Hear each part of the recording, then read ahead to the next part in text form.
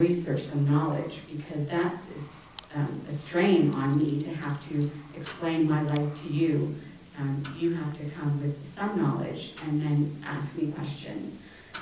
And so that it has to be more of a relationship and a dialogue, learning about each other.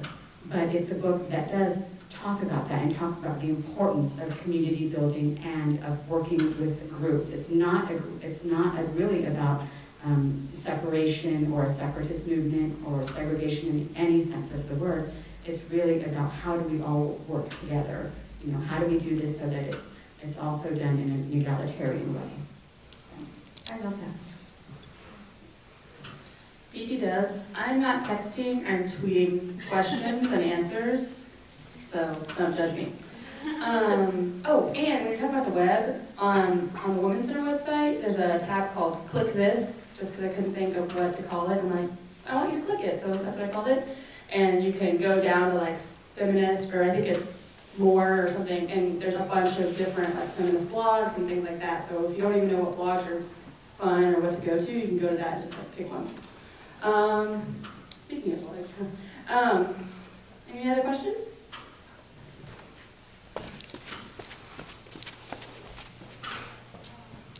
A couple of you talked about the concept of intersectionality of the isms, and that's a concept I'd never heard before, and I was hoping you could kind of elaborate on, I guess, like, why the nature of them is intersected, and just kind of elaborate on that aspect of it. Who wants to start? Start? Okay. That's a really great question. We have to remember that I'm not sitting up here just as a woman, right? I'm also a woman of color. I'm also, you don't know if someone has some type of disability or if someone is differently abled, right, in the majority culture. So to put one thing that you're facing that's not a part of the majority above everything else is problematic. I don't understand how we can get rid of sexism without getting rid of racism, because we have women of color, right? So where are their rights? Where are they going? So that's just an example of why I talk about intersectionality and why that's such an important component to bring to feminism. We cannot just talk about oneism. I'm going to build on that by saying that my different parts of my identity as a straight, cisgendered, white, middle-class, feminist, all those different identities affect my feminism, and they affect the other parts of my identities. So coming from I also identify as a fat feminist, and I'm reclaiming the word fat as a positive way to describe myself. And so that identity, I use it in a positive way to join with my feminist identity to get involved with things like the Love Your Body Day movement, and I will occasionally write an article about body positivity or fat feminism for things like Body Talk, the recent student scene that's been really great lately around campus. So it's about how all the different parts of your life can play a role on the others and affect the way you do those identities. Anyone else want to talk about it? No, I was just going to pass it. Oh. I mean, I think what I would say in intersectionality is what everybody already just said. All right, good luck. I was just going to say, one of the things within the Department of Student Life, when we talk about, when we have our diversity trainings, and those are good things, I kind of look at Shrew, she does. But we talk a lot about how socioeconomic status and race and ability and different things come into play, and how, just like Kim was saying, you can't really get rid of oneism without another. It's oftentimes because there's such a crossover, and that's where a lot of that intersectionality comes in. So that. Yeah, I think that's great. And I was just... No, go for it. I was thinking about that and saying, there's really no hierarchy. You can't really say that you want to try and fight sexism if you're also not ready to fight racism and fight heterosexism. And there are a lot of different ways that people are oppressed, and so you can't really prioritize one and say, well, this is the most important thing that we need to fight for, whenever, I mean, they all intersect, because you really have to be ready to stand up against all of them.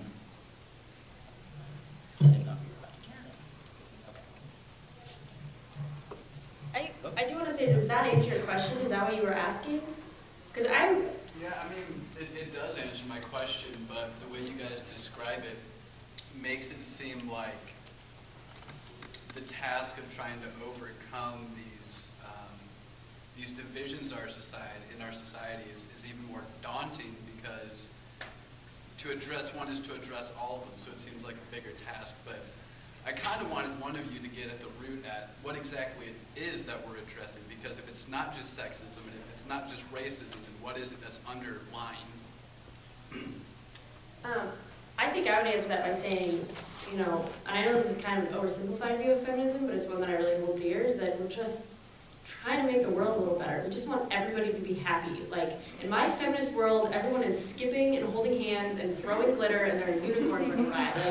Like, in mine there's like puppies and soccer balls. Like, when I think about it, the end goal of feminism is for everybody to have a better life. Like, that's what we're working for. And it started in this base historically of, we want women to have a better life. Like, that's where our roots are, the roots of feminism. And then we grew and we realized, well, we can't make women better until we make everybody else better. And so I think, how to do that is really hard, and I think we just have to have all of us as totally different feminists all working together on trying to make it, because I think not judging someone based on their gender or their gender identity or their race or their ability, like, I think feminism, it is a daunting task, but I think that the goal in trying to hit those intersectionalities is that no one is judged, really. Like, that we get rid of the judgment based on arbitrary identities. Does that make sense? So it seems like you're saying it's more of an underlying mindset that unifies all the isms, right? Yeah. And so how do you, in not addressing any specific ism, just like address that mindset and address changing that mindset? I was going to give you a little history before, if that was okay. Is this on? Just so we can kind of understand where that comes from. You can see the roots of that idea from after the second wave of feminism, most clearly, and with scholars that I mentioned before, bell hooks, Audre Lorde, Chedi Moraga, Gloria Anzaldúa, women of color who were saying, I can't order these, because they were asked to order them with other movements. So they were asked to say, well, are you, in the feminist movement? Because, sexism is most important. And if they were in the Chicano movement or civil rights movement, it was, racism is more important. And they said, no, and this is where you see the beginning of this idea of intersectionality. I cannot order my oppressions. They intersect. And classism, and as queer scholars too, they were, and my sexual identity, because if I tell, people in my family that I'm queer, they say that I'm, being white, that I'm rejecting my culture somehow. And so they were confronted with these things, and so they, rejected that and said, no, I cannot order these oppressions. They intersect for me. They are intersecting oppressions. And so that's kind of where that comes from.